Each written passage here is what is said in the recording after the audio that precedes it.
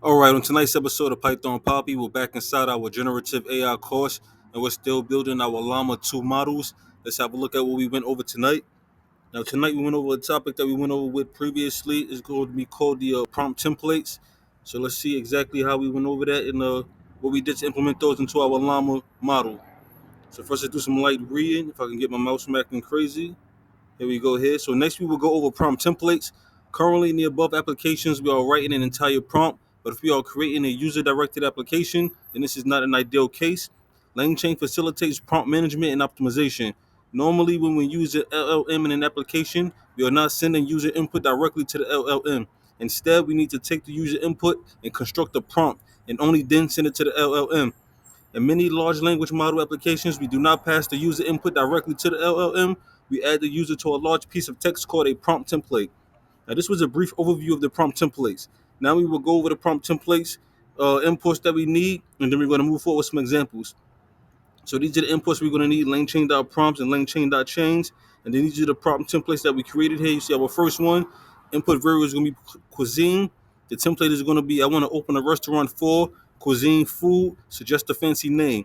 Then our input is going to be Indian food for our cuisine. So basically we're saying, I want to open a restaurant for Indian food, suggest a fancy name. Our second, let me move down a little bit. Our second import is going to be for books. So it's going to be provide me with a concise summary of the book name. You can see here our input variable is going to be book name. And then our prompt is going to be Alchemist. So we're going to get a concise summary of the book Alchemist.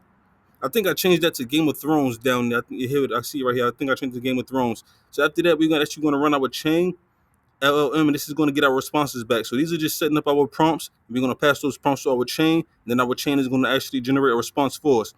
So yeah, basically that's how it looks. Let me show you how it looks inside of our Google Colab here. Now I'm not going to run it right now because I would have to run everything that I have already written. So I would have to start from the top here, from the top from scratch. I would have to go through all of the installs again. I would have to go through Huggy Face again to get access to Huggy Face using the interface, and then getting an access token and all that stuff. I didn't know I was gonna have to do that. I thought once I did it, it was done. But I guess it resets itself every time you're not using it. So yeah, I'll do that in the morning. I'll run through everything again, and then I'll actually start the prompt templates and then record that response for you so you can actually see what it looks like. Here are the prompt templates here. I have everything queued up and set up. You see our prompt templates, example one. Here's the example one here. We're going to actually start. That's going to be for the cuisine, the Indian food. We're going to generate an input for that, an input prompt. And then we're going to do example two.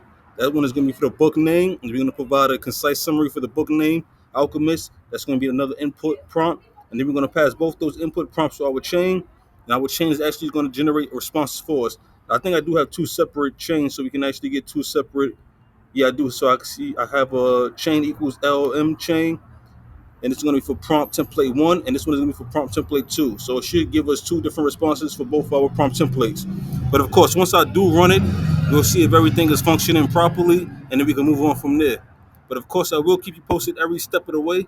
But for now, it's the Python Poppy. You guys stay Gucci.